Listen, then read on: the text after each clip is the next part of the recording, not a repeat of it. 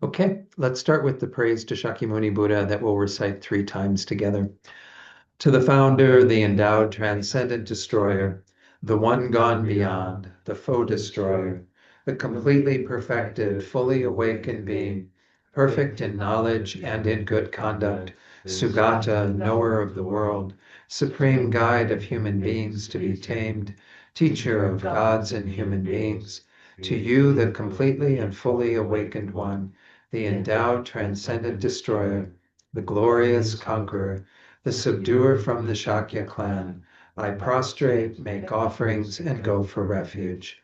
To the founder, the endowed, transcendent destroyer, the one gone beyond, the foe destroyer, the completely perfected, fully awakened being, perfect in knowledge and in good conduct, Sugata, knower of the world, supreme guide of human beings to be tamed, teacher of gods and human beings, to you, the completely and fully awakened one, the endowed, transcendent destroyer, the glorious conqueror, the subduer from the Shakya clan, I prostrate, make offerings, and go for refuge. To the founder, the endowed, transcendent destroyer, the one gone beyond, the foe destroyer, the completely perfected, fully awakened being, perfect in knowledge and in good conduct, Sugata, knower of the world, supreme guide of humans to be beings to be tamed, teacher of gods and human beings, to you, the completely and fully awakened one, the endowed, transcendent destroyer, the glorious conqueror, the subduer from the Shakya clan, I prostrate, make offerings, and go for refuge. Let's just do the mandala offering prayer in English tonight. Move that over a little bit. This ground anointed with perfume, strewn with flowers, adorned with Mount Meru, 4 continents, the sun and the moon. I imagine this as a Buddha field and offer it. May all living beings enjoy this pure land. Idam Guru Ratna Mandalakam Niryatayami. Then the final prayer is our refuge in bodhicitta, which we'll do the first time in English and then twice chanting the Tibetan. I go for refuge until I am enlightened to the Buddha, the Dharma, and the Supreme Assembly. By the merits I create through listening to the Dharma, may I become a Buddha in order to benefit all sentient beings.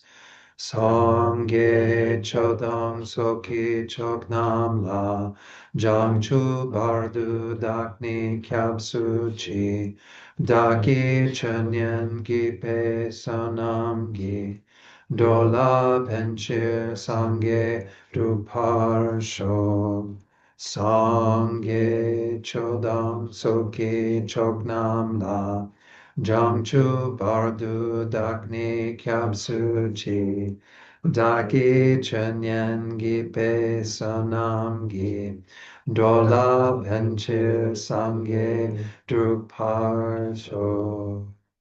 Okay, good. Let's do a short meditation and then we'll begin tonight's class. So again, as usual, I'd like to have everyone do just a few minutes of silent meditation using the breath. And no doubt most of you have a technique you already use with the breath. But if you need a suggestion, the area around the nostrils is a good place to focus, particularly later in the day when we're a bit more sleepy. So again, bring your awareness to the breath and paying attention to that sensation. Try to keep the awareness there. But when you see that the mind has wandered, then just gently bring the mind back to the breath. So I'll ring the chime here in the gompa to begin the meditation. And then I'll come in a few minutes after meditating on the breath to lead you in a short reflection and setting our motivation.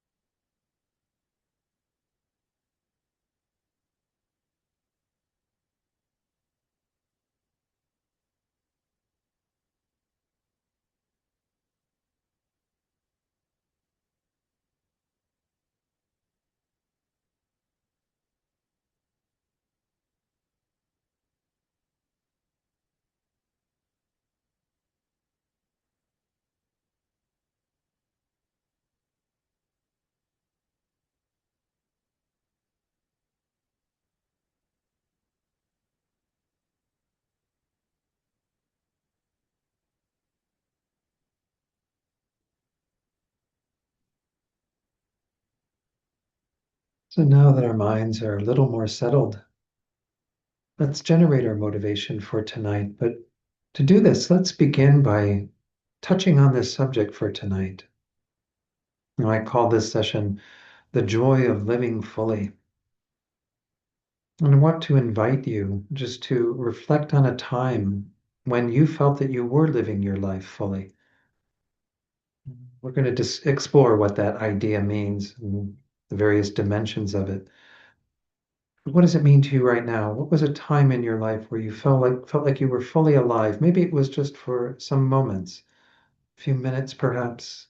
Maybe it was a period of your life where you felt very much connected to everything that was going on. But however you define that, just right now, what were some memories that you had of living your life fully, being in connection and kind of integrated into everything that was happening? And we've all experienced it, perhaps very short times, but just reflect on that for a moment.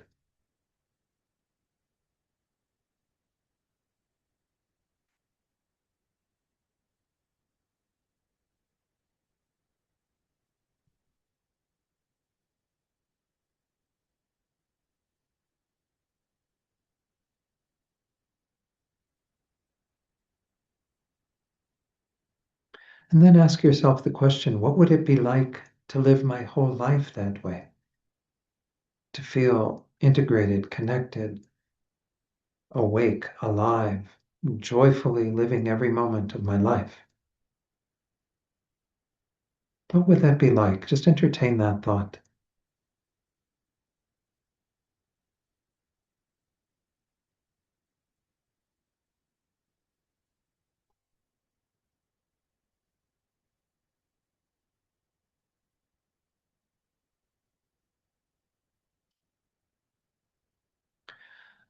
And then begin setting a motivation for being here tonight to kind of initially just to want to explore this topic, to find out what does it really mean to live fully?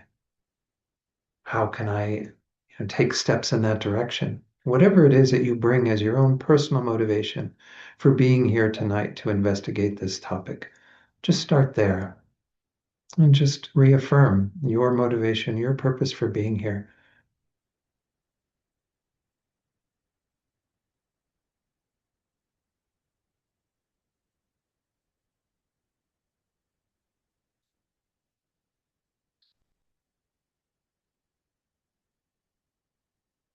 And then we can enlarge on that motivation, getting in touch with this concept of bodhicitta that we practice in this tradition. The idea that whenever we work on ourselves, whatever teachings we engage in or practice we do it so, yes, we can have greater happiness and well being. We can live fully. We can have more joy. We do it so we can also then be of greater benefit to others. As we see that we're not alone in this world, we are connected to infinite beings. And we want to be able to do the work we're going to engage in tonight, the topic we're exploring, within that larger motivation of wanting to help all sentient beings to find the happiness they seek and to be free from all suffering. And it's for this reason that we're gathered here tonight. And just try to hold that bigger motivation around the individual motivation that you are bringing to these teachings tonight.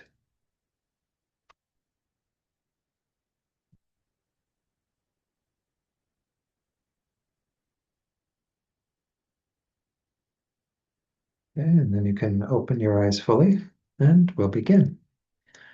So again, welcome everyone. I'm very happy to be back up here in Taos. I'll be teaching for some good periods of time over the next, 4 or 5 months. Eloise has invited me for tonight for just a single session. Just I'm giving you a little preview so you know what's going on. Of course, next Thursday, with it being Thanksgiving, there won't be class here tonight or that night.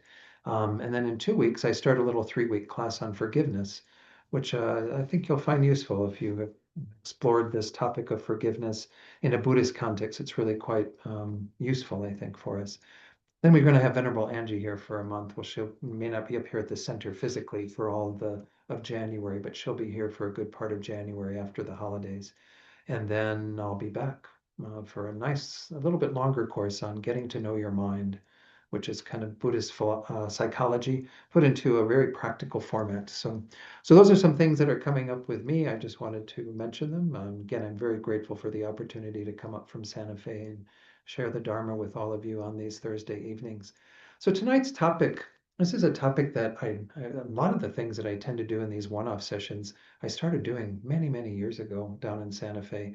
And this one still, again, I find these things always very relevant when I go back to them and teach them again. This one, again, we call the joy of living fully. And I want to talk a little bit about what that means first and kind of get into the ballpark of what we're going to discuss tonight. Um, Again, we'll kind of keep this somewhat interactive. I'll be presenting things, obviously, but I do want to hear from people in terms of what's going on for you as I'm presenting the material. So, got a quote here to begin with, a nice book by John Welwood. John Welwood is a Buddhist practitioner who also is a therapist, psychotherapist, and he wrote a book called Ordinary Magic. And he says, our life is unsatisfactory only because we are not living it fully, because instead we are pursuing a happiness that is always somewhere else other than where we are right now. And I think this is one of the things we'll be getting into in terms of the advice that I'm going to give you that you're welcome to work with. Maybe see if you see some shift in terms of your own experience of the joy you have in your life by making your life more complete, fuller. But this whole idea of pursuing something that is not what we're experiencing at the moment. This is one of the problems, of course, in our culture is we're so future oriented and always looking for something other than what we currently have on our plate right now. And that tendency, of course, makes us blind to what we can experience in the fullness of every moment. So this is a bit of what we're going to be going into. So I want to begin by just dissecting this whole idea of joy of living fully. I first want to talk about joy because, joy is sort of a strange word. We use it maybe not as much in our culture as what uh, it's used in, certainly in Buddhism, we use joy in quite a number of ways. One of the four immeasurables is immeasurable joy. So what do we mean by joy, this joy we're discussing? I want to share a little bit from a book by Venerable Mathieu Ricard, in which he actually talks about the word joy as it's set out by Paul Ekman. Paul Ekman, I just found out, passed away like 3 days ago on November 17th at the age of 91. I'll tell you a little bit more about him in a moment. But he says here in this book, Matthew Ricard's book is called Happiness. We have seen how hard it can be to agree on a definition of happiness. His whole book is about happiness, and he does come up with some ideas about what happiness is. But he says we've tried to pin down the meaning of true happiness, but the word joy is equally vague, since, as the psychologist Paul Ekman has shown, it is associated with varied feelings. And I'll go through some of these. But let me tell you a little bit about Paul Ekman. Take this off for just a moment. Paul Ekman, did it go off there? No, it didn't go off there. I think I have to change my screen setting here. Hold on one second, folks at home. Sorry about that. Yeah, I've got to get back to duplicate. It's Then off here. It's off here. it's off there. Okay, good. I think it's off in the Gompa now too, yes? Okay, good. Yeah, the problem was here in the Gompa. I think it was still keeping the slide. Paul Ekman is a good friend of his own as the Dalai Lama. The Dalai Lama has done a lot of work with him around emotions. You may have seen a TV show that was called Lie to Me. And it was about somebody who was able to, by looking at people's faces, discern what was going on for them. You could tell when people were lying or when they were telling the truth. Paul Ekman studied emotions in terms of what the musculature of the face shows a particular emotion. And so he could look at people's faces and say, oh, because you've got this going on in your cheek and this happening around your eyebrows. And he could describe what the emotion was that people were conveying. So the idea that he's done a tremendous amount of study of emotions. Kind of sad to lose him as an expert in this field. So he has investigated a number of these emotions to come up with, again, all the various dimensions of them. And you'll be surprised to see how many dimensions there are of joy, a simple word that, we use again in our language somewhat. I'm just trying to make sure that the screen is showing what it needs to be. Are you getting now the smaller version of it? Yeah, you are. 1 second. Let me try the other one. It's always relearning this technology when I come up here with the TV. Is that better? Mhm. Okay. So these are the various things that we can talk about. Of course, these start off with very base pleasures, right? The pleasures of the five senses, the things we eat and smell and taste and touch and what have you. Amusement, contentment, which is kind of calmer form of satisfaction. We're going to talk actually on contentment a little bit later tonight. Excitement can be a part of joy. Relief. Sometimes we have a very kind of conflicting emotion that we're experiencing, and when that dissipates, we can have relief in its place. So these are various ways that he's identified how joy can manifest. Wonder or awe, in front of something that we have, like when the Northern Lights were happening here in New Mexico, right? I don't know if you had a chance to get out there and look at them, but there's sometimes that wonder that can produce a joy, ecstasy or bliss, exultation when we have accomplished something that's been very difficult for us, and so on. Radiant pride when you're looking at others, such as children and so on, that have a particular honor that is being bestowed upon them. Again, joy can manifest in all those ways as well. A few more before we get to kind of what we're going to actually define joy as for tonight. Elevation, when we see somebody doing something that's noble in terms of their acts of kindness and so on. Gratitude, the appreciation of a selfless act that either ourselves or others were the beneficiary of. We really do get a joy from experiencing gratitude and even from giving ourselves, obviously. And then there's the unhealthy jubilation. And there's this term in German, Schadenfreude, which is actually when we take delight in someone else's suffering. You can actually have a joy that is not so healthy because you're taking kind of joy in someone else's misery. But these are the ones that we're going to get to, or we're getting closer to what we mean by joy in a Buddhist context, in particular, what I'm talking about tonight. Rejoicing is the idea that we can generate joy by looking at others and seeing the good qualities and the ways that they engage in positive actions and so on, and their happiness. And this is something we have at our disposal all the time, is the ability to experience joy in other people's good fortune. Then, secondly, a delight or enchantment, a shining kind of contentment. Again, this is the idea that we do have a joy that can begin to be developed internally that we carry around with us. And again, he uses the word enchantment, but it's closer again to this concept of being content and radiating that to others. And that drives us into the final level that is expressed by Dr. Ekman, which is spiritual radiance, which he describes as a serene joy that's born from deep well being and benevolence, which is indeed more an enduring state of being than a fleeting emotion. So this is what we're aiming for when we talk about joy in this context. We're not talking about the passing joy of, oh, I did this for that person and I had a few moments of joy or what have you. We're talking about how do we actually change our lives so that we have that kind of spiritual radiance, so that we're actually living from a place of joy all the time. And of course, all of you've had some exposure to Buddhism, I imagine. Again, I don't know everyone's background completely in the gathering tonight, but Buddhism is very much focused on the internal. The mind is really the workshop. And by mind, we do mean our conscious awareness that is always with us. When we're asleep, of course, it goes into subtler states. But in our waking life, this is how we are experiencing the world, is through our consciousness and becoming aware of various things around us.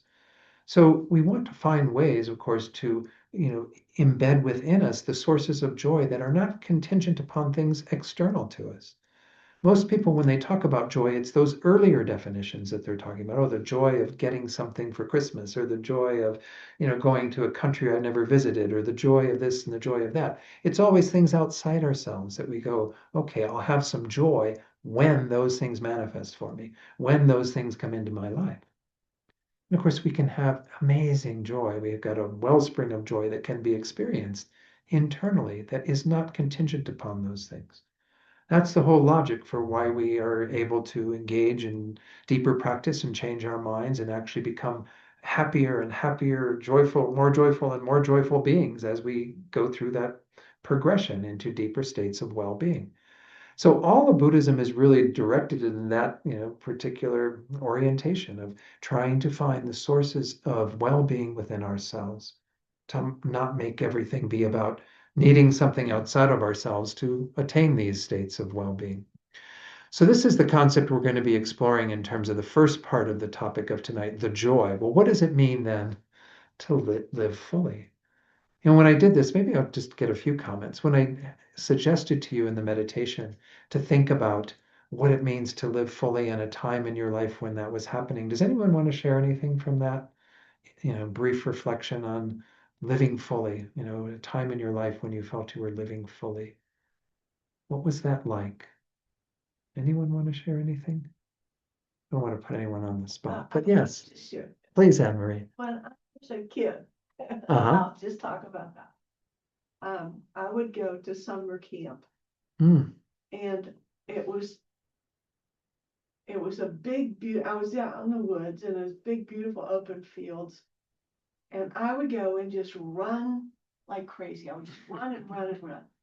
And then I was full of joy because I was in nature, I guess. Ah. And I loved everybody. Mm. And it's a lot about physical freeness Mm. and letting that expressing myself by being freely loving of other people. Great, great. That's wonderful. And sometimes, yeah, what you're describing, I don't know if everyone at home heard, but essentially what Anne Marie was describing was when she was at summer camp as a child and kind of running out in these open fields and what have you, and having a heart just filled with love for all beings. Sometimes we are influenced by our external environment to get that feeling of freedom and spaciousness that we're talking about here, kind of feeling our hearts expand because we're in an environment that encourages that. And so that I think people, when they, in the past, when I've asked people about experiences they've had of living fully, nature often comes into play because nature is one of those places where we do feel some expansion, some letting go of some feelings of constriction and an opening up. So that's great. Yeah. Anyone else, anything about living fully or what that felt like? Yes, please, Louis. Mm. When I was backpacking through Scandinavia in my 20s, Ah. um, and I was just backpacking and couch surfing, and and it was just a joy to be alive. Mm. Staying on people's couches that I had met online and just indulging in like a new culture. Sometimes when I didn't have any place to stay, I'd be sleeping at the train station. Um, but it didn't make any difference. I would still wake up Mm. smiling and joy and full of joy, just being in such a novel environment. Wonderful. Yeah. Thanks for sharing that, both of you. Yeah, these are great examples. So we do have those periods in our lives where, yeah, some of the, because some other things fall away, there's an opening or a space for something else to be experienced. And that's a great example of it too. Yeah, when we've let go of some of the structure and rigidity of a normal 9 to 5 weekday, kind of mentality and what have you, and experiencing things in a much fresher and different way. Yeah. Anyone online? Anything to share? Anyone? Yeah, Eloise, please unmute and. The where I was living in New Zealand and sitting at the feet of my precious root guru, Ah. 7 days a week, and not wanting to be anywhere else, not ever thinking about, oh, I wish I were anywhere, just being utterly content to be sitting at his feet all day long. Great. Lovely. Wonderful. Yeah, and in our Buddhist experiences, often we do have those opportunities, where we can just bask in the presence of these amazing beings and feel that, yeah, what more is there? What more would we want at that point? But yeah, that's a good one too. Yeah, I felt some of that when I was studying. I studied for 7 years in Italy at a program that our organization does, and that kind of day in and day out of being with the teacher and developing the relationships there and what have you was really quite special. Yeah, sometimes things that are new or novel kind of take us in that direction. But any other comments? Yeah, Anne Marie again. I'm looking forward to your forgiveness talk Oh, okay. because one of the favorite things, and I've been looking for this for years, but was also when I was growing up, Mm. we would go on retreats, and with quiet and all that. And but the the theme was forgiveness. Wonderful. And so I feel, for me, Mhm. forgiveness ties me, I mean, lack of forgiveness ties me up. Ah, It makes me, grumpy and mhm. whatever. But, the whole release of and I've been asking, I go to St. James, I've been asking them for years if they just do a forgiveness retreat. But, Wonderful. because I Yeah. find, we tie ourselves up, Sure. and that's one way to release. That's a good thought. Yeah, I'll keep that in mind as I present that material next month, because that's an important part, I think, of that opening up and releasing so much of the stuff that holds us back. So yeah, if you didn't hear, Anne-Marie was just mostly talking about the forgiveness course and her anticipation of that, seeing forgiveness as a factor that does allow us to open up. Let's continue on and take a little bit more look at, again, I've prepared some things that describe this idea of living fully and what I'm intending by that and what I'm presenting, but all of these are dimensions of it, everything that you've shared. I'm going to talk about it in terms of 3 dimensions to living life fully. And these 3 dimensions, in my estimation, support and enhance each other. Again, what I've done in structuring this is just simply to look at, okay, if we are talking about our lives, our individual lives, and how we are engaging completely, fully, mm, in the most bountiful way with what it is that we are experiencing, what are the 3 dimensions that are involved in that? The primary dimension that we're going to start with and talk about a bit is the quality of our own state of mind, which sets the stage for how to actually reframe our thinking and act upon this foundation. I'm going to talk about the elements of that in a moment. Let me go through what I'm meaning by that so that you have some clear understanding. In Buddhism, obviously, as I said, we're always working with the mind, but we have to have some very specific things that need to be in place that are the foundation, if you will. They are to allow us to then be able to engage in our interactions with others, of course, and even our own internal world and the thoughts that we are generating. But without these, it becomes a little more challenging. These are the really foundational things that, in my estimation, Buddhism is built upon. And hopefully you'll see some insight by going through these. It includes 2 main elements. The first one, and I set these out in contrasting pairs. Okay, so the first one is the contrast between what I'm calling presence versus distraction. It's kind of interesting. This word distraction actually is derived from the Latin. I don't know Latin. I never studied Latin, so I don't know how that word is pronounced. Distraction, I don't know. Your guess is as good as mine, which can mean a pulling apart or separating, or even the idea of drawing in different directions.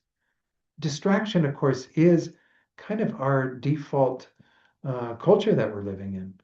Found it interesting. One of the articles I came across as I was putting this together, I think it was at a later date when I was doing this class, not the first time that I did it, had to do with a study that was done in, I don't remember even what year this was.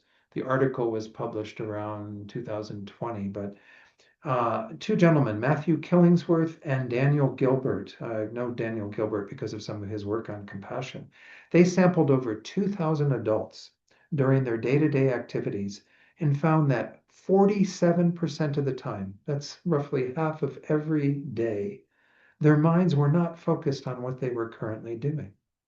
Even more striking, when people's minds were wandering, they reported being less happy. So this idea of, again, the joy of living fully, this very first dimension is, can we maintain presence with what is happening in the moment and not be distracted, not be continually looking for something else, being driven over here, over there. And of course, we live in a culture of distraction, as I was mentioning earlier. I mean, look at all the devices now that we have to tend to and all the things that are constantly asking for our attention outside of ourselves. There's a wonderful book on meditation by Alan Wallace, a really good practitioner of calm abiding meditation, the single pointed focus meditation.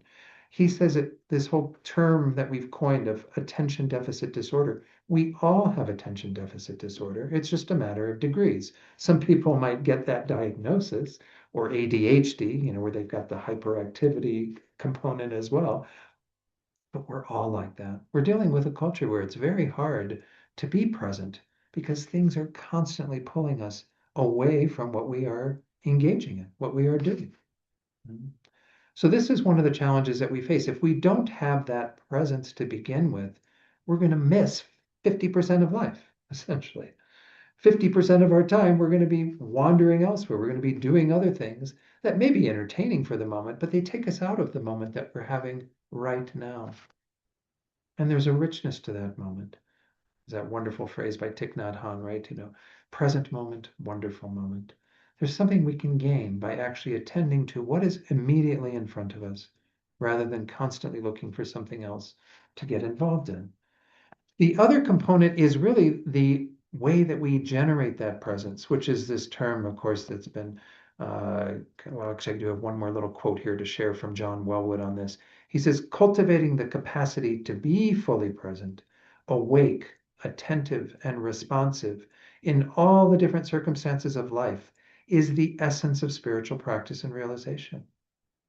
If we're constantly distracted somewhere else, well, how are we going to, again, really derive the greatest possible benefit and purpose from every moment that we meet?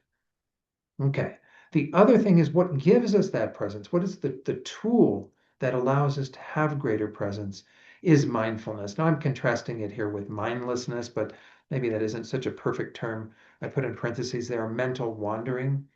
Mindfulness, of course, is a big term in not just Buddhism, but even in our culture. Of course, most of you know the history of like mindfulness-based stress reduction. Uh, the John Kabat-Zinn, derived that training that allows people to use mindfulness to help combat the stresses that we have in our culture and to be able to maintain single-pointed focus on what's going on by not losing our mindfulness, by actually being aware of what's going on. By being aware of what's going on, we cultivate presence. These two are very much interconnected. Without mindfulness, presence is not so easy to maintain. With mindfulness, we can be present with every moment. Now, mindfulness is not, I'm not going to be teaching mindfulness per se tonight. Mindfulness in our Tibetan Buddhist tradition that we practice here has a lot of other different connotations in terms of it being a not forgetfulness when we're meditating and so on. But mindfulness is a quality that we need for presence, absolutely. Let me give you a little quote here from John Kabat-Zinn, again, who is the sort of godfather of mindfulness-based stress reduction, MBSR, which is used in so many different disciplines these days. Mindfulness means paying attention in a particular way, on purpose, in the present moment, and non-judgmentally. This kind of attention nurtures greater awareness, clarity, and acceptance of present moment reality. So I see these two. This is like this primary dimension. The secondary dimension is where we're going to spend a lot of time because we need absolutely this base, being able to be present with what's going on. Whether we're sitting in a class like this and hearing, someone talk about these teachings, whether we're on our cushion doing our meditation, whether we are just at work, going about our daily activities. If we're not present, again, we're going to miss so much and we're going to miss many opportunities to engage in helpful actions, beneficial actions. But we need a mindfulness component to increase the presence that we have. This was one thing I found really kind of interesting. In my experience, there were a number of people actually who came to the Taoist group here in the years that I've taught, who came from the Vipassana tradition. The Vipassana tradition is rich in mindfulness instruction and allowing us to cultivate that tool. And they had a wealth of meditation skill and practice that they brought to these teachings that was really valuable. I'm not putting down the way that we work with meditation, but in our tradition, we do tend to be perhaps a little heavier on the study and classes side and not as much on the meditation side. This is just really emphasizing that it's very important that we have a meditation practice. At some portion of our day, we are working with cultivating mindfulness and awareness on the cushion, so that then when we get off the cushion, we are bringing that with us. Sometimes use the example of like, I've never worked with wild horses, but if you had all these wild horses who are kind of out in the field, and essentially in your meditation session, what you're doing is you're corralling all those wild horses. You're getting them to all kind of be somewhat contained and have some ability to work with a mind that isn't wandering and distracted so much. Well, then if you get up off your cushion and you leave the corral gate open and the horses just go back out, what's the point of our meditation? So these two kind of work in tandem. We have to practice mindfulness, be sure that we are engaging in a practice that supports our presence so that when we are off the cushion, that's where a lot of the work is done too. I'm not denying that on the cushion we do a tremendous amount of work of trying to keep our horses corralled, keep our mind in the same place and developing that strength of single pointedness. But if we get up off our cushion and we just let all that practice go, what value is it? So once more, I am just using these two as this primary dimension. These are the two things that if we don't have, I think it's kind of hard to go further in terms of spiritual development. Yeah. At least in terms of the things that we try to do in this Buddhist path. Again, many people practice contemplative traditions and various other religious aspects, Christianity and Judaism and Islam. But in Buddhism, we certainly see these are quite essential for us to have.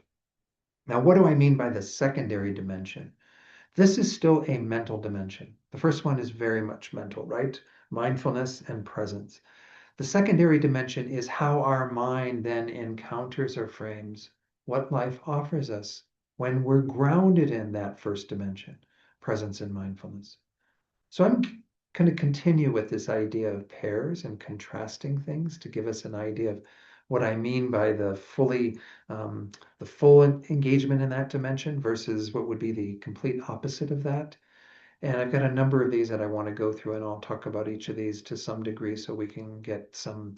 Maybe before we go further, let me open it up. I wanted to do that a bit more during tonight's talk. I think I've got time to do that. Any comments on this first dimension and on these two components of mindfulness and presence? Everyone, I think, knows what I mean by these, hopefully. I Okay. can see where those are really true. Yes, good, good. And this is why I was pointing out the Vipassana tradition. If you have not sampled some of these, skills and techniques that are used around developing mindfulness, I think it's really worthwhile to do that. Because you can begin to see the importance of that. Of course, in our tradition, we do tend to utilize mindfulness as a component in our meditation, but we talk about two main types of meditation. The first one is where we are being more single pointed and focused on a particular object, often the breath, though you can use other objects. The second one is where we analyze, where we actually think about things, having focused the mind a bit. And those are both important in our tradition, without a doubt. And they both have a component of mindfulness to them. Kind of what we're talking about here in this secondary dimension then is having developed some stability, some presence and awareness. How do we then inform as we go about our lives the things that will help us to frame things in a good way, a positive way, so that we actually are more engaged in life fully and we have greater joy and well-being. So that's the idea behind this. Let's go on to those then, because I think you will hopefully get some value out of looking at each of these pairs and contrasting these. I didn't know what term to quite give this one. I wanted to maybe just say openness versus closedness, but I ended up using open-mindedness. I don't mean open-minded in the sense of, the way that some people can get very narrow in their points of view about things and they need to be more open-minded. The idea is we have to be open to what is presenting itself to us. If we are constantly closing off things in our life and not engaging in things that we don't like or don't want to, well, then we're probably going to have some challenges because everything is there for us to be able to engage in it and learn and develop our minds to some degree. Dilgo Khyentse Rinpoche, a great Nyingma master, this is a quote from him that Pema Chodron has in her book, The Places That Scare You. He said, "The everyday practice is simply to develop a complete acceptance and openness to all situations and emotions, and to all people, experiencing everything totally without mental reservations and blockages, so that one never withdraws or centralizes into oneself." And it gives a flavor to what we mean by this openness. This openness is an ability to stay outside in terms of what we are experiencing, the people who are coming into our lives, the various things that are occurring throughout our day. If we start getting into this mode of wanting to shut things off, well, once more, that's not based in presence. That's not based in being open to what is happening. It's going to create some conflict for us because we are going to make choices about what we will and won't engage in. And Pema Chodron uses this wonderful concept in her writings where she talks about karma. We were getting into a little conversation about karma prior to class tonight. And karma is an incredibly complex subject, and we tend to simplify it in our thinking in the West. But she uses this idea of karma is life giving you the lessons you need to learn. If we look at the general principle of karma, which is that everything we experience is a product of our own past actions, our own past thoughts, things we've said, the things that we've engaged in physically, well, then everything is a product of that, meaning we have to look at it and say, well, what can I learn from that? What can I actually take away from experiencing that people treat me in a particular way, good, bad, or indifferent? There's always something we can learn if we're open to that.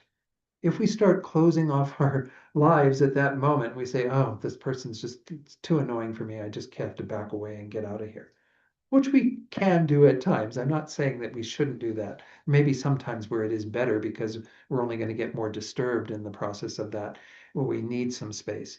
But if something is coming into our lives and it's a product of what we've done in the past, well, then that's a wonderful learning opportunity. You can say, well, then how did I create that? How did I create this person in my life and this particular experience? If that's the principle that is guiding everything, then we need to open up to that. Say, invite it in and say, oh, come have a seat. Teach me what you need to teach me. So I don't have to experience it again if it's negative, or so that I can continue to experience the positive things. Again, not to get too caught up in that kind of kind of poles of good, bad, whatever. Everything is a lesson for us to engage in. If you don't have that openness, if you're kind of shutting off and closing down, well, then we're not going to learn from everything. We'll be much more selective about what we let in, and we're probably going to only let in the good stuff, and we're not going to actually take a look at the harder stuff. And as you know, in Tibetan Buddhism, we have lots of teachings around how to work with the hard stuff, how to actually help change our minds when we have things that are challenging for us. Another big word that I use a lot in my Buddhist teachings these days, but it's also something I use in some of the secular stuff that I do around nonviolence, is curiosity versus disinterest. Curiosity, it's kind of not talked about as much in Buddhism as I really think it should be. Are we curious about what is going on around us? This kind of fits with this openness. Openness is I'm willing to bring this in and invite it. Curiosity is well, I want to know more. I want to know what's going on. One of the last talks I did here earlier this year had to do with bridging our differences and what's going on in our country around the divisiveness that we're experiencing, and of course politically, but in many other dimensions of our lives. Are we curious about people who have views that are different than us? Are we willing to open our door and invite that in and actually take an interest? As opposed to just saying, I know what they're thinking, I know who they are, I don't want anything to do with them. Well, again, this curiosity that I'm talking about here is not just playing out in regard to people who are, on the opposite side of a fence from us, but it's also just, are we curious about everything that is happening to us? Are we curious about the world around us? And it's interesting if you hang around children, you see kind of that curiosity at play, where they have so much curiosity. They're just interested. Well, why is that? But what is that? And what does that do? And and we lose that when we become adults often. There's a whole book about curiosity that's called Seek. It's really quite interesting. Curiosity is something we need to reclaim as adults and have a genuine curiosity about everything that we experience, which will cause us again to engage in things more completely. Oren J. Sofer, another Buddhist teacher, he said he wrote a book called Your Heart Was Made for This. In it, he talks about curiosity. It's a nice book because he has all these different qualities that he goes through. And I like what he has to share about curiosity as well. He says, beautiful and pleasing things naturally hold our attention. But can you be curious about things you dislike? Try getting interested in boredom, back pain, or headaches. Yeah, Anne Marie, please. I just think it's funny. Oh, you just think it's funny. Okay. True curiosity, he says, includes interest in what repels us, physical pain, conflict, psychological suffering, political difference, an unearned social or economic advantage. This type of interest nurtures empathy, insight, and skillful action. Can we be curious? As I was saying earlier, we tend to, from our own experience, put a label or an idea on the things that come into our lives that we do find more conflicting.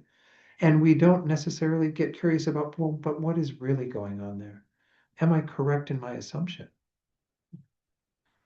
I was mentioning the nonviolence work that I do. We have a group in Santa Fe, kind of a chapter of a national organization that's called Nonviolent Cities. And so we've got Nonviolent Santa Fe. And I and a number of other people are co-facilitators of a workshop on exploring nonviolence.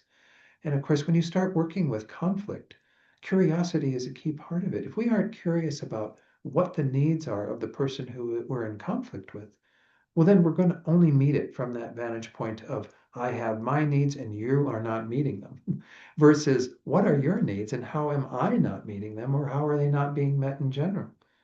We begin to open to that reality that all of what we have in conflict is generally coming about due to unmet needs, people having needs that cannot be fulfilled in the moment. I'm using that as an example, but people, of course, are one of our richest sources of learning for ourselves. If we can be curious about, the people who put up a different political sign than we do on our street. This happened in Santa Fe during the last election when all the other signs were saying one candidate and then one person puts up a sign saying a different candidate.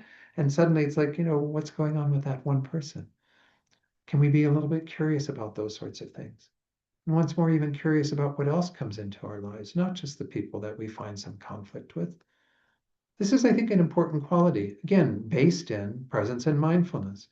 If we're going to just, again, revert back to our habitual behavior and just say, no thanks, close the door, I don't want anything to do with that person, that situation, well, then we're not going to be living fully. We're going to miss a good part of life once more. This other concept that I'm throwing up here, connectedness versus disconnectedness. This obviously is a big thing in Tibetan Buddhism, though all branches of Buddhism work a lot with the concepts of loving kindness and compassion. To what extent do we feel connected at the heart to other beings? Are we meeting other people from a place of not seeing our sameness, not seeing the ways in which we are all working on things from a very basic premise, which is that we all want happiness, we don't want to suffer, and have some sort of connection with others on that reality, through that reality. Of course, in Buddhism, in Tibetan Buddhism in particular, we start often when we're generating these deeper motivations, the motivation of bodhicitta that I mentioned in the meditation earlier tonight. We start off with what we call equanimity. Equanimity is where we kind of level the playing field, where we see the commonality, that there is nothing different fundamentally from any one of you listening to these teachings or any other being who is out there in any of the particular realms that the Buddha taught, and ourselves or among them. We are all common in very, very basic ways. As I said, all being driven by a desire to be happy, a desire to not suffer, and all generally a bit confused about how to achieve those tasks, right? So what Master Shantideva says in his text, he says, sentient beings don't want to suffer, but they run towards the causes of it. And they do want to be happy, but they flee from the causes of happiness. This is the patterns that we are all engaged in to some degree. So can we feel connected to others, seeing our sameness, seeing our similarity, seeing that we are all in the same fundamental predicament? And then, of course, opening our hearts. As you know, loving kindness is the response to beings wanting to be happy. By our wanting them to be happy, wanting to even help them to have the happiness they seek. This is how we enrich that feeling of connection at that level. When we talk about the companion of compassion, that's where we're focused on the suffering aspect. And when we see others who are suffering, others who are going through difficult times, regardless of who they are or what their situation is, can we open our heart and feel connected to their suffering? These are the challenges, but I think we live our life more fully when our hearts are open to others. It's difficult. Compassion is not an easy emotion to kind of hold on to because it's a bit painful. The word compassion literally means to suffer with. How can I suffer with someone else, be with their suffering? But yet, I would guess that many of us who've had experiences where we've had to actually physically be with another suffering, someone who was dying, or someone, a child who was very ill, or whatever the situation might be. It was actually one of the richest experiences when we were able to be with another and do whatever we could to help comfort them in their pain. Compassion is a very positive emotion in a Buddhist sense, though it doesn't feel good necessarily to be in those painful situations, to be with another's discomfort and another's suffering. But this is the way that we feel connection, and it's a whole dimension of our life that once more comes from the same roots that I was mentioning, presence and mindfulness. Otherwise, we might see somebody that we know on the street and we don't even notice, don't even take any real interest in, again, their suffering and what they're going through. Or if they're going through something really joyful, do we stop and take a moment to experience that joy with them? To have some opening of our hearts, feeling of connection. Connection is one of the most important things that, again, in the Mahayana tradition of Tibetan Buddhism, but also in all Buddhist traditions, we practice these same fundamental ideas of compassion and loving kindness.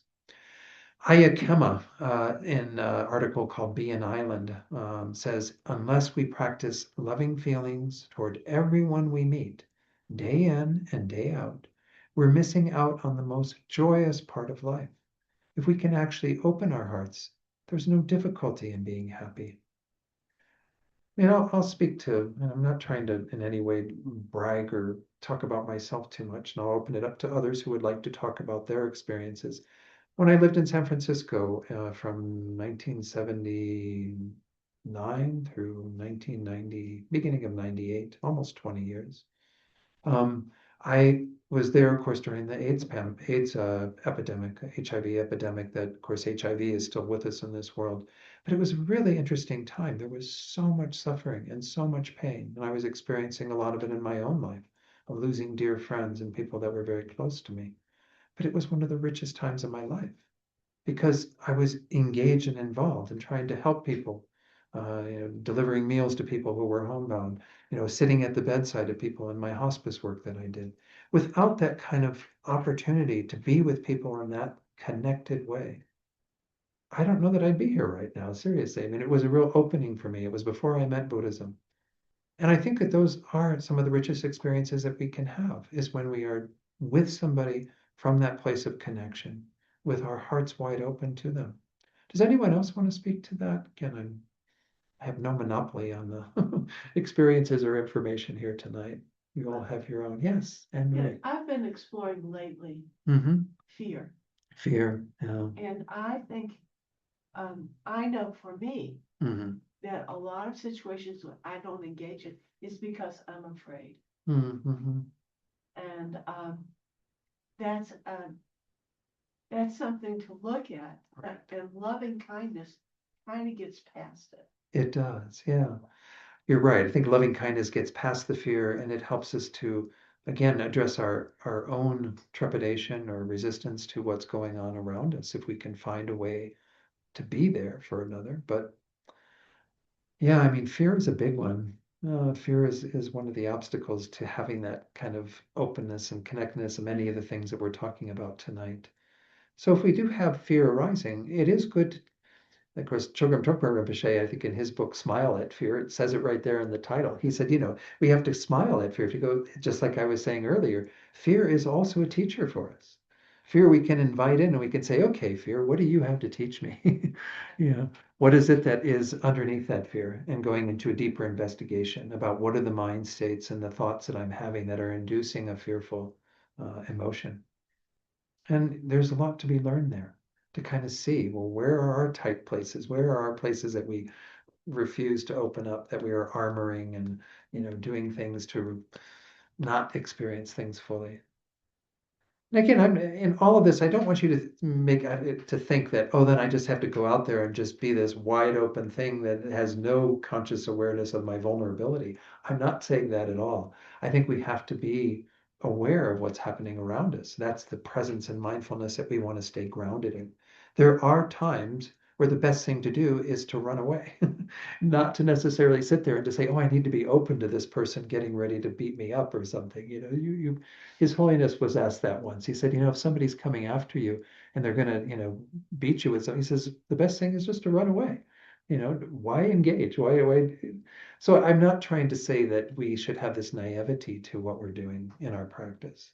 We have to bring some wisdom into it all as well and say, what is the right thing for me to do at this particular moment? There are many people who they call them like bad players in our world, right? We're not making them into fundamentally, inherently bad people. They just have a lot of delusion and stuff going on for them that can make it really challenging to work with them. And maybe the best thing for us to do is to not be open to them in a more direct way. But that doesn't mean we can close our hearts to them. We want them to be better. We want them to have a different experience. We want them to find the happiness that they seek. But if our fear is coming up, or we have some emotion that's saying, this is not a good place to be right now, and this is of danger to myself, and I might even be, of course, encouraging the other person to do things that are not so good for them to do, well, then it might be best to withdraw from that, to remove ourselves from that. So don't think that by me going through this, that this is sort of a absolute, and we always have to practice this way. We also have to inform our everyday experience with those things that we can tap into, our intuition, our feelings that are speaking the truth about what we are involved in at the moment, and not put ourselves in those horribly vulnerable situations. But our vulnerability is also a teacher. It shows us kind of again where we haven't perhaps developed the courage and conviction to get through some of that. So all of these things are interrelated. Thank you for bringing that up, Anne Marie. Fear is definitely a part of it. Anyone else? Sorry, before I go on to the next slide. Anything else anyone wanted to share in terms of this feeling of connection, open-heartedness, if you will? I think we've all felt it, right? I mean, I'm not talking about things that people are like, going, what the hell is he talking about? I mean, we've all had moments in our life, even if they've been limited to those people we're really quite close to. That's fine. Those are the doorways through which we often begin, right? To open our hearts.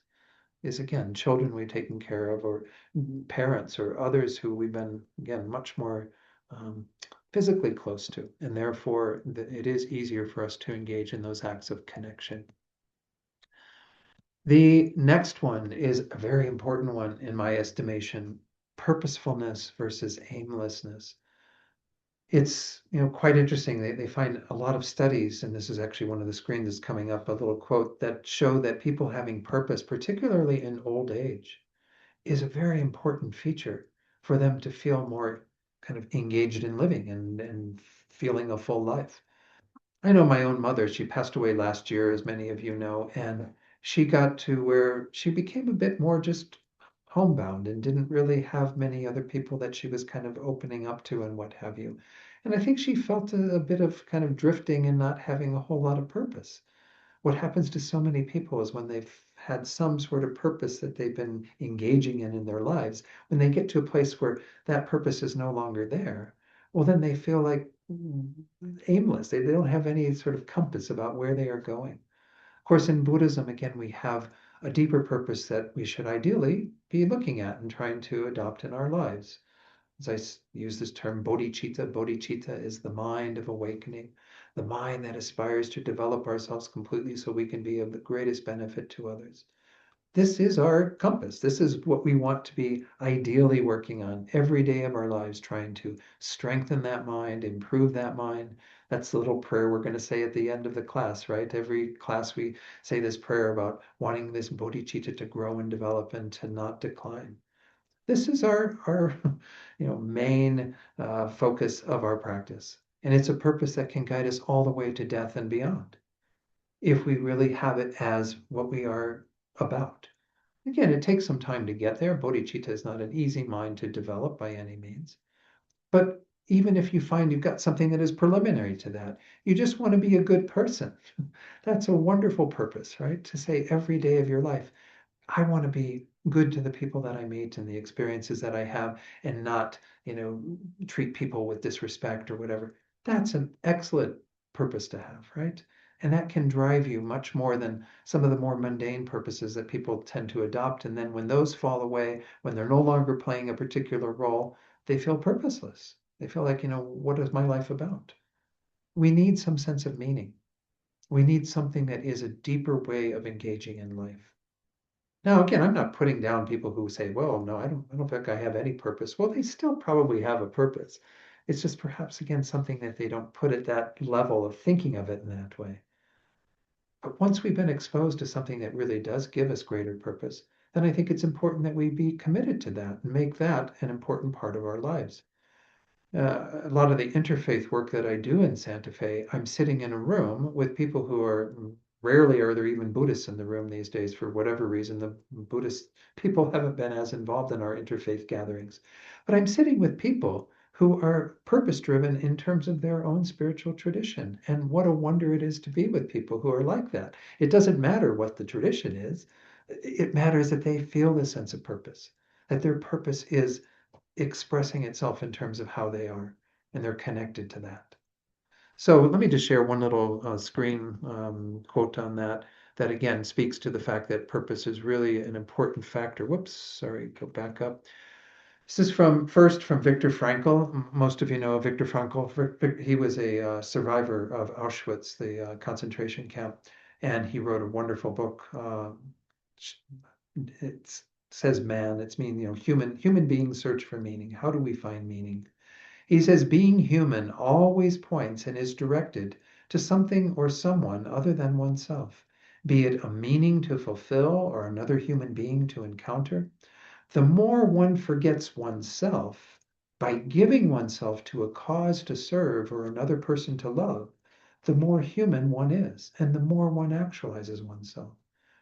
This dimension of like purpose, meaning, something other than ourselves, that is bigger than ourselves, or that we want to extend ourselves into, is a rich source of happiness and well-being for us.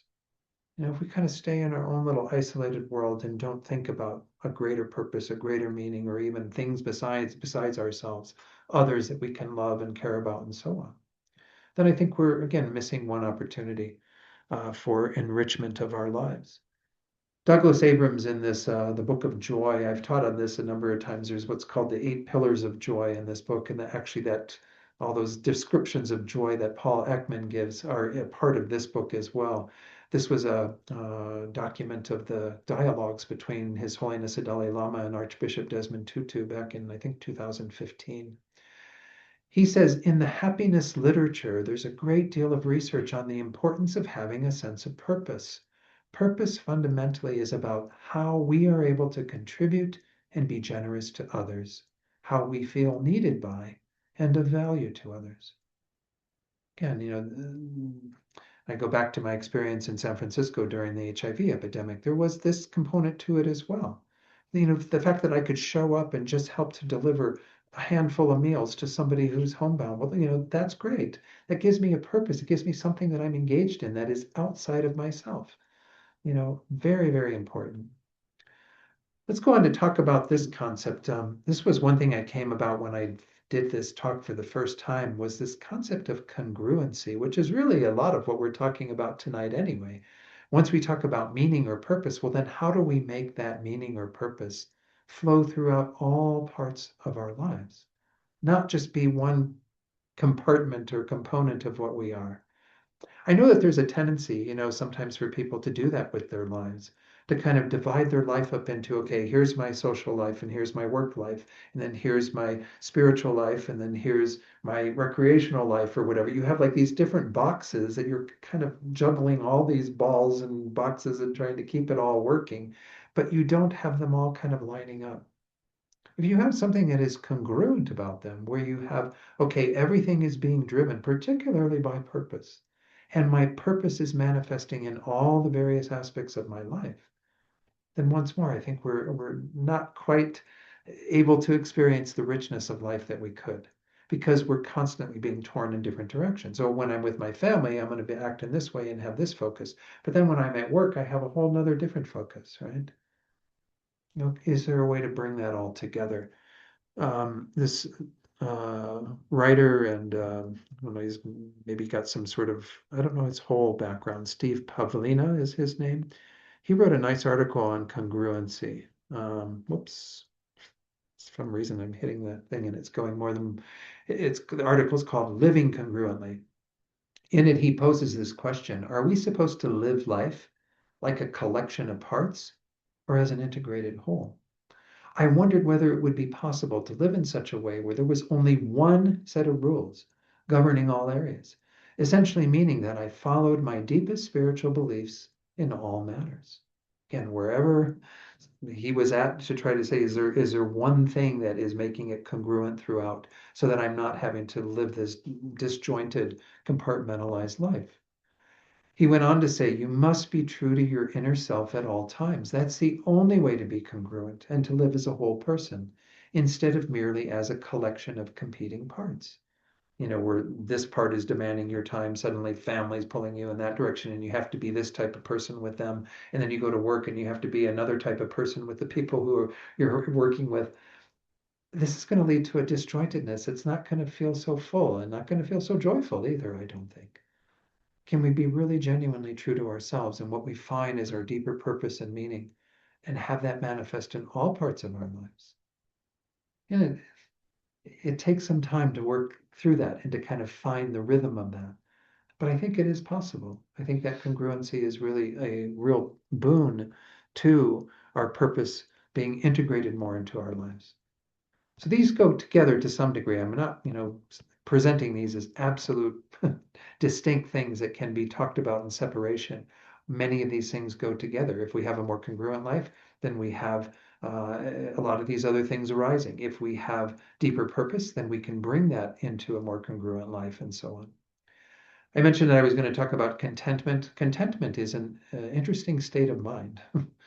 What is contentment? Contentment in most people's minds thinks, well, it's something I'm going to get when I have everything I want.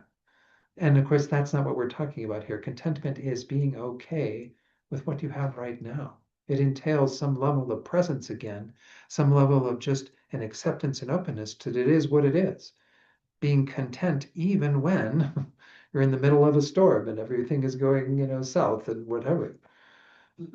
There's a wonderful verse from Master Nagarjuna, a great Buddhist teacher, about 2,000 years ago. He said, of all great wealth, contentment is supreme, said he who taught and guided gods and men, meaning the Buddha. So always be content. If you know this, and yet have no wealth, true riches you'll have found. They often talk about how contentment can never be taken away from you, unlike your riches that can always be stolen, right? If you have a deeper sense of contentment where you are, again, living from a place of it being enough, being satisfied with what life presents it to you. Now, when we talk about our spiritual path, contentment may not be the right thing to do. I'm just going to be content with not developing myself at all. No, I mean, our spiritual path is one where we are looking to find the deeper sources of well-being and happiness for ourselves and others. That is an important thing, to not be so content with staying at a particular level, but always looking to grow and develop. Because it's the deeper source of joy, happiness, well-being that we can find through that. And of course, we can bring to others when we are greater developed ourselves. So don't think that this is a kind of, it should be applied to our spiritual path as well. And even some of these things I might mention, when I point out these opposites, don't think that there's absolutes about any of those either. I mean, for example, people who have creativity as a good part of their, what you do for work or what you do even in your leisure as something where you need to have a mind that's very kind of wandering. Well, then maybe distraction, as we're calling it, or mental wandering is a good thing to have to make your all of the creativity kind of come forth and be able to come up with things that you haven't come up with before. So don't think in absolutes like I can never have a distracted mind or I can never, have my mind wandering. We can actually find times when those might be beneficial things to do. But if we're talking about this deeper engagement with life and what we're, kind of involved in our Buddhist practice, it is important that we have these various qualities. So I'm just pointing that out as I go through this. Don't think that these are really absolutes. Another one, these next two, this pair and then the next pair I'm going to go into, have to do with, again, what sorts of frameworks do we put around what is going on around us and how we are relating to it? Do we tend to have more positive thinking or negative thinking? They always use that phrase of, is the glass half empty or half full, right? But this does have a big effect on how we live our lives. do we tend to always see things through that negative lens and think that, oh, it's just, disaster waiting to happen? And when we're looking at what's going on in our country and the world around us, is it more negative thinking or is it more positive thinking? Are we focusing in on what is something that encourages the positive thinking or the opposite? Thich Nhat Hanh, in one quote from him, he said, people deal too much with the negative, with what is wrong. Why not try and see positive things? You just touch those things and make them bloom. As a species, you okay, Marie? Yeah. Okay. As a species, of course, we have what's called negative bias. This is something that is sort of built into us from the early days of humanity when we were preyed upon by all sorts of wild animals and what have you, where you are constantly looking for what is wrong. But we've carried this into our culture to where there is a lot of focus in picking out the negative, picking out what is not working and being attentive to that in a way that really distorts our mind and distorts our attention. We have to have at least equal, if not more, attention to what is positive, to really try to embrace the things that are going well. I mean, most of you, I'm sure, have seen that. Maybe you don't watch, network news these days, but almost every network news show has like one little blip at the end after all of the, doom and gloom and everything that's going on that's wrong. There's one little clip at the end where they talk about somebody in Louisiana who's doing something really wonderful for people, and those always feel good to get, right? But it's like that much of the news versus the chunk that we get that's all of the horrible stuff going on. To what degree do we do that in our lives? Do we look at, just everything being awful and horrible? And of course, there is a negative bias to what we receive in terms of information. This does lead to other things like, we need to be careful about what we allow in. Doesn't mean we shouldn't stay informed, but watch these kind of biases that cause more negative thinking. Can we be a sort of positive light in the world and reinforce positive thinking with others as well? It's hard, especially in the days that we're living in where people want to talk about what's wrong, want to talk about what's going bad and what have you. I'm not saying ignore all that, but watch your own mind. To what degree are you engaging in negative thinking as well? And then the second pair that kind of follows from these is optimism and pessimism. That kind of has to do with more of our outlook. The negative and positive is what we're seeing in the moment. What is it that we're thinking in terms of the future? I remember Venerable Rabina, who many of you know, when she was teaching once, she says, the value of optimism. She says, even if you're drowning, why not be optimistic?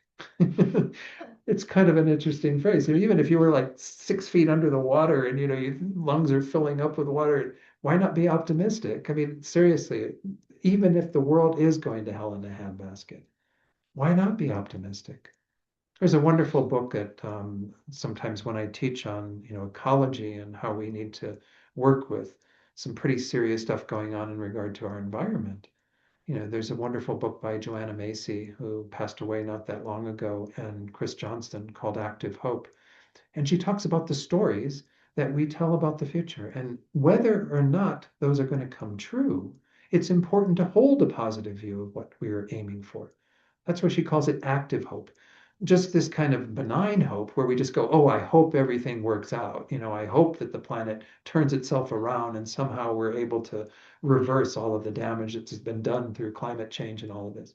That's kind of silly. If we have an active hope that says, I'm going to hold a view of what it is that I want to see in the world, and I'm going to engage in actions that support that, then whether or not those things come true won't matter. It's the action, it's the active hope that matters. So I'm just using that as an example, but I think that's what we're talking about here in terms of maintaining a more optimistic perspective. Yeah. I don't know, it can be tough. I'm not saying it's easy, but I think these are the things that, again, are in this secondary dimension, the thoughts, the patterns that we bring. Matthew Ricard, in his book that I mentioned earlier, he talks about optimism and pessimism. He says an optimist is somebody who considers her problems to be temporary, controllable, and linked to a specific situation. She will say, there's no reason to make a fuss about it. These things don't last. I'll figure it out. In any case, I usually do. Again, kind of maintaining that more positive, optimistic perspective. The pessimist, on the other hand, thinks that his problems will last. It's not the sort of thing that just goes away, that they jeopardize everything he does and are out of his control. Well, what do you expect me to do about it? I mean, these are the sorts of things we tell ourselves or tell others if we're more pessimistic. He also imagines that he has some basic inner flaw and tells people, whatever I do, it always turns out the same way, and concludes, I'm just not cut out to be happy. Again, we can see that these thought patterns influence our well-being. So if we are, again, more present, more mindful of what's going on, and we can bring a more optimistic attitude to things, well, then, again, we're supporting the sources of joy, the sources of us actually being able to go about the work we do in the world from that vantage point. So briefly to review, these are all, again, the mental dimensions. I haven't talked about the third one yet, and it's the last topic that I'll get into tonight. The primary dimension that is mental is having presence and mindfulness. It's the raw stuff that we have to work with. If we don't have that, it's very hard to introduce some of these others and have them really stick and have them become a part of how we are in the world, of our living fully. Open-mindedness, I mentioned, this openness to whatever we're experiencing and acceptance of that to some degree and inviting it in. The connectedness, purposefulness, congruency, contentment, positive thinking, optimism. Again, some of these aren't really Buddhist words per se. When I was putting this all together, I was, initially I was like going, if I steered too far away from Buddhism, but I think they're all implicit in the work that we do as Buddhists and in the work that most people do as spiritual practitioners of whatever it is that they practice. They're trying to create those sorts of ways of being. But that again is still in the mind. The third dimension is how we act in our body, our physical actions, and our presence with others, and our speech. And speech is actually one of the most important things, on the basis of the mental dimensions. When our actions are done skillfully, body and speech, bringing benefit to both ourselves and others, a feeling of joy naturally arises. I mean, again, think about times when you've been in harmony with those around you. Whether, again, you talk about family, work, whatever, any environment that you're in, when all of that has, just been almost flowing naturally, where we just feel that kind of connection because we're speaking from our hearts and from our presence with others. We're speaking in ways that are beneficial to them. I mentioned earlier that, our speech is actually, I think, the most important thing. Our physical actions, obviously, we can do a lot of harm with our physical actions and in the way that we are embodied beings going around in our world. But our speech is the main way that we connect with each other. And we really have to be conscious of our speech. Um, what is his name? I can't remember the Vipassana teacher that I got this quote from. Eric, I can't think of his last name now. Anyway, I apologize to Eric. But he says there are two things that we should do before we speak. We should say first, what am I saying? And really take a hard look at what are the words that are going to come out of my mouth, you know, and be critical of them. Be actually examining, not judgmental and like putting all kinds of, oh, you're a horrible person for thinking that. Just look at, well, what is it that you're going to say? What is the content of that? But secondly, most importantly, why am I saying it? Again, if you have all of these other things informing it, you're wanting to have that congruency based on the purpose that you have in life, wanting to be open and connected to others, well, then you will probably go through a very important process when you actually analyze your speech in that way. You actually go, okay, what am I going to say? What's about ready to come out of my mouth? And why am I saying it? Is there something beneficial, a motivation and a desire that's involved in that, that is useful, that is something that will help create the kind of world that I want to live in, and feeling of connection to others. If not, then maybe we're best just to zip our lip. There's that wonderful phrase they attribute it to the Buddha, but there's so many fake Buddha quotes that I don't know if it really is one. This idea of don't speak unless it improves on silence. Well, that means that again, a lot of things can improve on silence, don't get me wrong, but we really have to look at it from that vantage point. If being silent is the best thing for you to do, then maybe that is what you should do instead of always saying something that could be taken in ways or maybe even intended in ways that could be harmful. One of my mentors uh, always used the phrase, never pass up a chance to keep your mouth shut. that's a good one. Never pass up a chance to keep your mouth shut. There's that phrase they use frequently too, right? You got two ears and one mouth, two ears to listen and one mouth to speak. So, there's less importance on what we're saying as much as, yeah, how much are we listening to others? Frequently, we're in situations, I find, where the most important thing we can do for another is to keep our mouth shut and to listen and to really hear what people are saying. Going back to that idea of curiosity I talked about earlier, right? I may have missed putting that on that little chart, that previous slide. Curiosity entails listening, right? Maybe asking questions occasionally to get at the deeper things that are involved in that. But it's mainly keeping my ears open and really listening from the heart. So in this last part, I want to do a couple of examples, getting close to the end of our time together here, but examples of kind of how you could take anything we're experiencing that is positive in terms of a happy experience, a suffering experience, and even a neutral experience and transform it. And I won't go into great detail on this, but whoops, yeah. What does this way of living look like in regard to our actions? Let's look at some examples. Okay, first, the pleasant experiences, such as eating a delicious meal. What is the tendency when we're eating a delicious meal? We just get really into this, or might be very present with the meal, but nonetheless, we're not thinking of others. We're not feeling kind of this other dimension of connectedness. We're often just very much about shoving food into our own mouths and having that pleasant experience all by ourselves. Well, what is it like to eat a meal feeling connection to others? Even others who aren't with you there eating the meal, but to think about others who would enjoy that meal, to kind of take it out of this solitary silo experience and say, what would it be like if I was sharing that joy with others? That's a very rich sense of joy or experience of joy we can have ourselves. And of course, being more mindful as we eat, all of these things. I remember the first mindfulness meditation workshop I went to where they had you chew a raisin for like 10 minutes or something, you know. And you kind of go through that experience of like, what is it like to really be with the experience of that raisin and the taste that it produces on your tongue? I mean, there, again, it can be seemingly meaningless, but it gets us to that place of how can I be present with that experience in ways that are going to be more positive.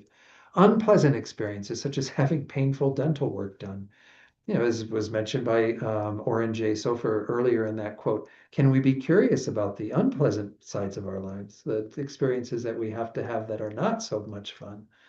You know, what is it like to be sitting there in a dental chair and going through a root canal or whatever the case might be? You know, can we be open to the pain of others at that moment? Again, feeling a sense of connection and not making it once more all about ourselves, all about our own little limited experience. Can we think about what others might be going through, the difficulties they might be having, wishing them to be free of any of these problems? You know, can we kind of enlarge upon things so that it's not just, again, our own little microcosm experience, but we're staying open and spacious around all of it, right? The last one was this, I had debated on this. I've used this example a few times and I thought maybe I'd use a different one. But then when I was driving up from Santa Fe today, I was like, well, I do this somewhat when I'm driving a car. Driving a car, I'm not saying it's always neutral because sometimes it isn't, right? Sometimes we're in really heavy traffic or things are not going so well and we have a horrible experience or even a very pleasant experience driving. But a lot of the times it's neutral. We're just kind of in this auto mode of just getting behind the wheel of a car and just driving wherever we go. Well, what is it like to stay open to that and kind of enrich that? Well, what about the feeling of kind of recognizing that there's many factors that are involved and many beings that are involved in allowing for that experience of being able to drive from Santa Fe to Taos or Taos to Santa Fe, right? I always point out to people, we get so angry and upset when we get on the road and there are other drivers, especially when there's a lot of other drivers, but they don't build a road just for you, right? You know, if they build a road for beings to use, and those are the beings that you're using the road with. So why get bent out of shape if you've benefited from that? Again, these are just, again, how can we reframe what we're going through? Even things that are quite neutral, can we make it into something positive? Can we feel that sense of connection to others? Can we feel even that this is still a part of the purpose of my life? Even when we go to the store, you know, or when we eat food, that is things we need to do to sustain this life in order to use this life well. Try to find these other dimensions again of, but it involves first, again, the presence, then introducing some of these mental concepts, and then actually acting from that place. Anyway, I hope this is useful. Let me see if there are any comments or questions from what we talked about. It's already 7:30 here, but I think we can open it up to a couple of questions. Anyone or comments? Again, if there's something that came up for you in this talk. Hey, hey, Hi. Hi, good to see everybody. Good to see you, Don.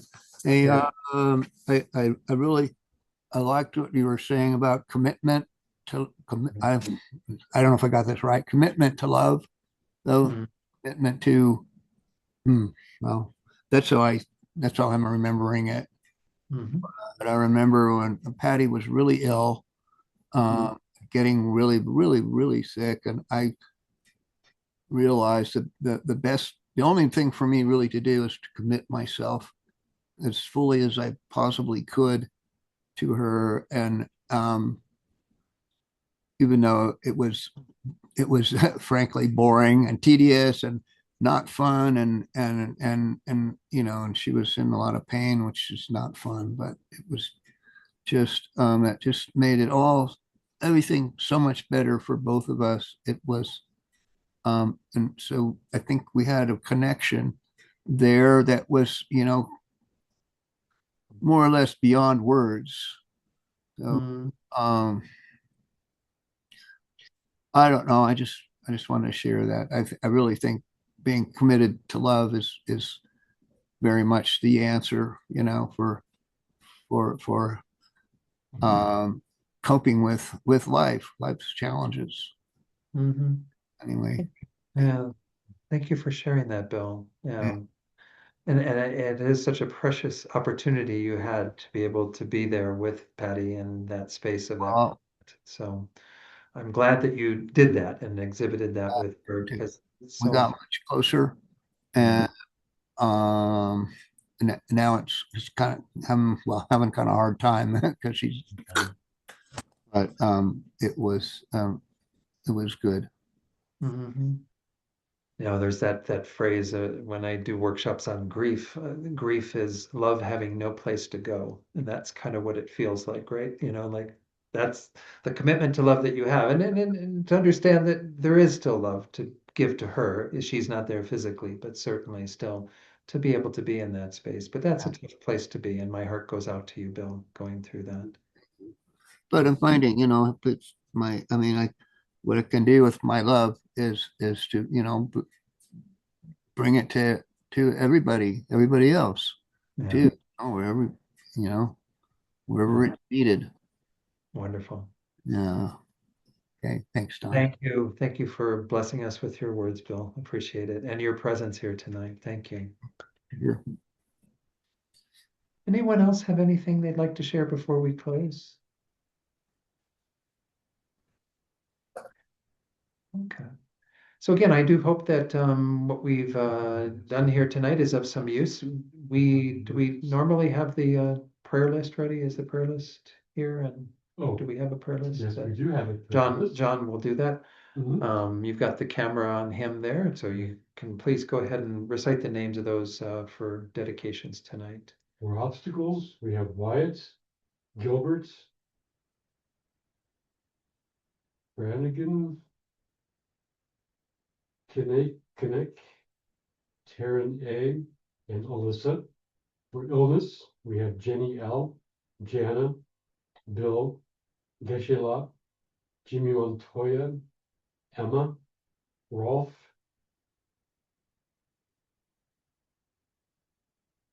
Patty M, Sarah H, Rosemary P, and Taryn A. And in death, we have Paul Ekman, Patty Rogers, Franklin M, Bailey Simmons, Greta Simmons, Shelley Campbell, Bradley Campbell, Emma Blackthorne, Carl, Marjorie, and Eagle, or maybe that's one name. Carl Morgan Eagle. Hmm. Okay. Looks like Mary Jo, you've got out of an addition to the dedication list, please. Can you unmute? Hmm. Anyone else in the room have an addition or in the Zoom room? I do. Okay, please. Reg for illness, Okay. Who? Reg. Rich. Reg Blount. Thank you, Laura, for that. You're welcome. Mary Jo? Finally found out that I would like to add, please, Ted Winston to the ill list. And I would like to say, Don, that I'm very happy that you're back with us. Yes. Sorry I'm not able to be there, but it's wonderful that you're back with us, and thank you. Well, thank you. Yeah, I know the weather's made it challenging for a number of you tonight, as well as illnesses. So, dedicate for those who are ill as well. Eloise, Jana, right now. So include them. All right. So anyone that we've mentioned, as well as those that we're holding in our hearts or we've been asked to pray for, we dedicate for their welfare. Let's go on to do the prayers of dedication that we normally do. Let me put those on the screen and I will lead you in those. We start with the general dedication prayer. Due to the merits of these virtuous actions, may I quickly attain the state of a Guru Buddha and lead all living beings without exception into that enlightened state. And then let's do the prayer on bodhicitta that I mentioned earlier tonight. May the supreme jewel bodhicitta that has arise and grow, and may that which has arisen not diminish, but increase more and more. Then we want to always have some dedication for our precious teachers that we need in this world. And we begin with making the prayer for His Holiness's long life and good health, as well as for his wishes to be fulfilled. As we recite that prayer, think about all of the other teachers that we have, those who are still with us, that we want to have continue to be with us, especially Geshe Sherab, who, graced Taos with so many teachings through his years here, as well as all the other teachers we have a connection with. The wish-granting, wish-fulfilling jewel, source of every single benefit and happiness in this world, to the incomparably kind Tenzin Gyatso, I beseech, may all your holy wishes be spontaneously fulfilled. Then we'll go through the verses for Lama Zopa Rinpoche, Swift Return, our former spiritual director, that his reincarnation will be found and everything will be auspicious for his presence in this world to bring incredible benefit to all beings. Peerless teacher and assembly of the children of the victorious ones, Shravakas and Pratyeka Buddhas, victorious Losang, father and sons, along with the lineage masters, all the objects of refuge of infinite lands, please bestow the virtue and goodness of accomplishing this prayer here and now. Holding and spreading the Muni's precious and complete teachings through explanation and practice, you wore the armor of patience that is never discouraged. Incomparable venerable Guru, to you I make request. While striving single-pointedly for the sake of the victorious one's teachings, the sole gateway through which all benefit and happiness emerge, and from other living beings, you suddenly departed to peace. What a great loss! Nevertheless, through the undeceiving truth of the blessings of the ocean of the three jewels, and the great waves of bodhicitta of the children of the victorious ones, may the smile of a reincarnation swiftly beam in glory for fortunate disciples. All right, thank you all again for being here tonight, and happy to be back with all of you again next Thursday with Thanksgiving. Hope you have a good, safe holiday, enjoyable holiday, and I'll be back here 2 weeks, and we'll do the forgiveness course for the first 3 Thursdays in December, and then we've got Christmas and New Year's, so we'll have a little break there again. And then Venerable Angie doing a series of teachings in January on Tantra, I believe, yes? Mm-hmm. Yes. Yeah. And then I'll be back in February. So anyway, to get some things lined up for the future. So thank you all again. See you soon. So good to have you back, Dawn. Thank you, Dawn. Nice to have you back. Thank you. Great Appreciate to it. see you there. All right, everyone. Be well. Stay safe. Good night.